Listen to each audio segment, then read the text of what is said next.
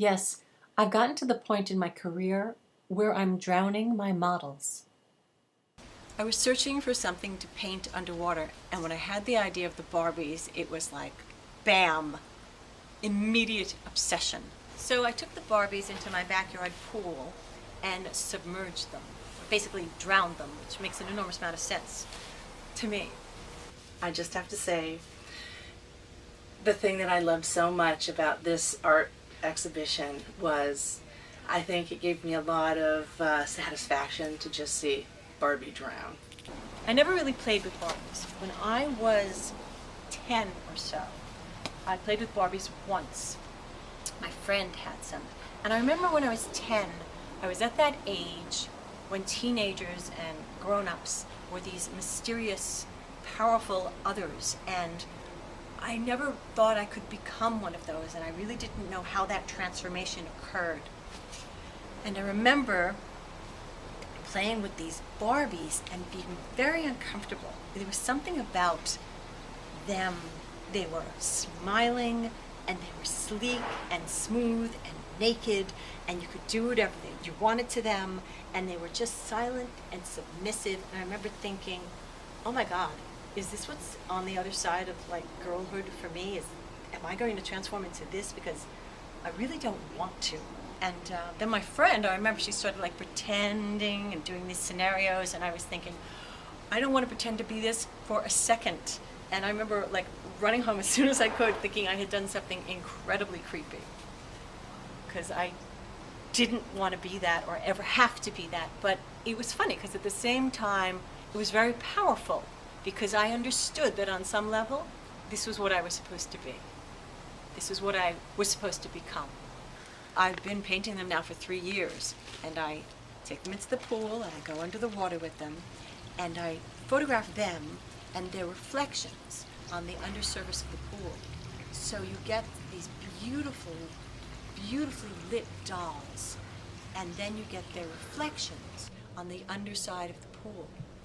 And the reflections turn out to be this amazing, distorted, grotesque sort of version of the Barbie face.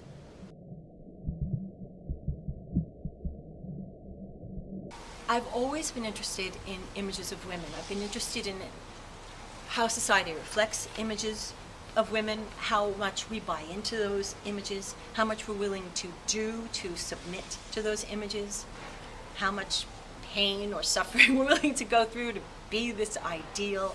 And the Barbie represents this ideal perfectly. Barbie is a distorted image of women, and yet here you have these distorted images of Barbie reflected in the pool water. So she looks all beautiful, and then you have this shifting grotesque of her in the water mirror. And the question it raises is, which is the distortion? Which is the grotesque? Is Barbie a grotesque distortion of femininity, what it is to be a woman? Or is the distorted image that you're seeing reflected the grotesque in the pictures? I thought what Barbie represented was an absolute, superficial, idealized, from a male point of view, unattainable feminine figure. You walk into any art museum anywhere around the world, and there is no painting of a woman that has the figure of a Barbie. It doesn't exist. Even the idealized, the most beautiful forms of the goddesses, anything you look at, it is never that, I'm guessing, 36D, 24 hip, 20-inch waist or whatever it is. And part of the fun of these paintings is going back and forth between the two. We're trying to figure out what's real and what's false. Where's the real image? Where's the real Barbie? Where's the reflected Barbie? But the irony is that there is no real Barbie.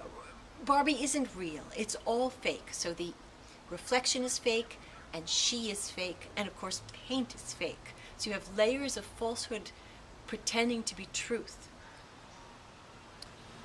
For many years, when my children were younger, we had a nanny that looked a lot like Barbie.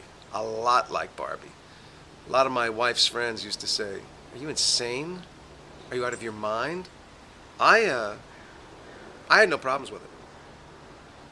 And this concept of the Barbie drowning, I mean, the idea is that when you try and fit into the societal ideal, that a part of you gets submerged, a part of you gets drowned and suffocated.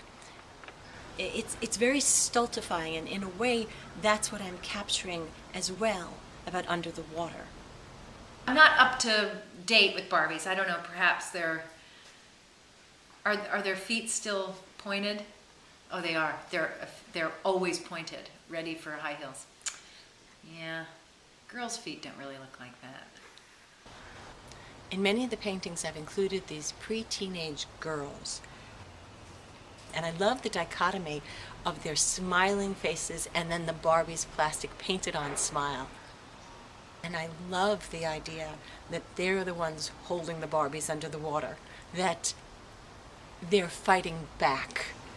So there's hope that this whole Barbie lesson, this whole idea that no matter what's happening to you, no matter what you're feeling, even if you're drowning, if you're suffocating, that you should just be happy and look beautiful and smile. That these girls will reject that lesson. That rather than submerging who they are, these girls will make better choices of breaking out of this world that's this suffocating, airless void, and instead emerge to another world of light and air and self-affirmation and possibility. It's fascinating to be in a full room of these Barbies and these girls dragging these Barbies under the water. There's something very strong. It's sort of an affirmation of the power of womanhood.